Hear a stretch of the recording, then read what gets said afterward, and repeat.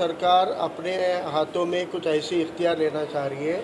जो अंग्रेज़ों के दौर में भी, गोरे अंग्रेज़ों के दौर में भी जितने कड़क और काले कानून नहीं थे, उतने कड़क और काले कानून लाने का प्रोविज़न महाराष्ट्र की सरकार कर रही है। उन्होंने महाराष्ट्र विशेष जन सुरक्षा अधिनियम नाम से 2024 का एक 33 नंबर का विधेयक रखा है, जिसके ऊपर 1 तारीख तक ऑब्जेक्शन दाखिल करने की अपील की गई है। इस कानून को अगर लागू बन जाता है और लागू किया जाता है तो सरकार को एक ऐसा इख्तियार मिलेगा, वो किसी शख्स या किसी भी ऑर्गेनाइजेशन को बैन कर सकती है, अनलॉफुल डिक्लेयर कर सकती है, और उस शख्स को बिना किसी प्रूफ के हिरासत में लेने का इख्तियार रहेगा, और उस संगठन को अनलॉफुल डिक्लेयर करके उससे जुड़े सभी मेंबरों को हिरासत में लेने का इख्तियार रहेगा। न सिर्फ मेंबर, उनके एक्टिविटी में जो लोग पार्टिसिपेट हुए, आप अगर किसी एहतजाज में भी उनके नज़र आए वाले होंगे तो आपको भी उसी कानून के तहत अंदर डाल दिया जाएगा, और उसमें भी विदाउट ड्यू प्रोसेस फॉलो किए अरेस्ट करने के इख्तियार है।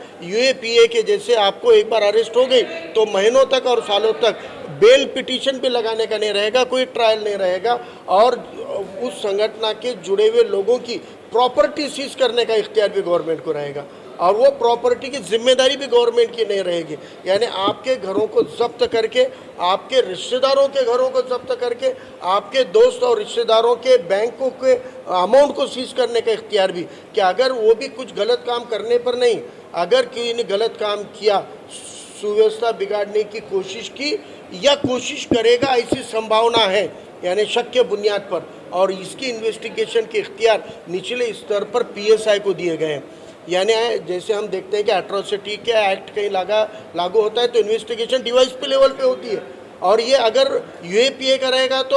एनआईए इन्वेस्टिगेट करती है, लेकिन यहाँ पर इतना रहेगा कि एक पीएसआई को इख्तियार रहेगा किसी भी इसकी इन्वेस्टिगेशन का, और यूएपीए में किसी ऑर्गेनाइजेशन अनलॉफुल डिक्लेयर करना है तो हाईकोर्ट के सिटिंग जजेस का पैनल पूरी प्रोसीजर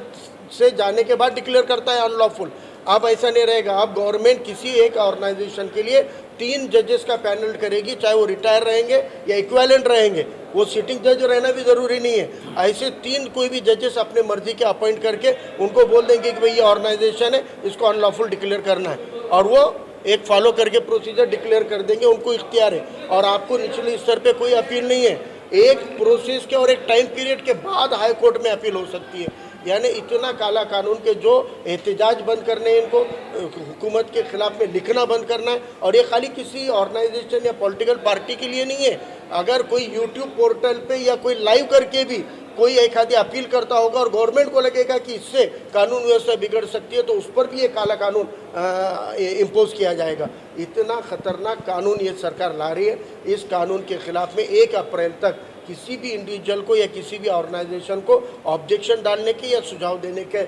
तारीख है 1 अप्रैल तक। और अभी ये रमज़ान चल रहा है, लेकिन हमको मजबूरी है कि रमज़ान के साथ ही, और वैसे भी मुसलमानों ने अहम जंग जो है वो रमज़ान में लड़ी है, तो मैं अपील करता हूँ कि इस कानून को रोकने के लिए हमको पहल करनी चाहिए। उकला हजरात के साथ के मीटिंग में हमने आज ये तय किया है कि नांदेड़ के उकला मुस्लिम एडवोकेट फोरम के लोग आपको ये ड्राफ्ट बनाकर देने के लिए, कानूनी पूरी मदद करने के लिए उन्होंने हामी भरी है। और मीडिया से मैं अपील करता हूँ कि पूरे महाराष्ट्र में इस न्यूज़ को पहुंचाकर आप लोग इस कानून के खिलाफ में बेदारी में हमारे साथ दीजिए। सीएम फर्नीचर नांदेड़ लाए हैं आपके लिए शादियों में दिए जाने वाले फर्नीचर खास होलसेल दामों में और डिस्काउंट के साथ मजबूत और खूबसूरत लेटेस्ट डिज़ाइन वाले बेडरूम सेट सागवान और वुड बेस मटेरियल में दस्तयाब है। इसी के साथ sofa set, dining table, Godrej अलमारी, ऑफिस चेयर, ऑफिस टेबल वाजबी दामों में दस्तयाब है।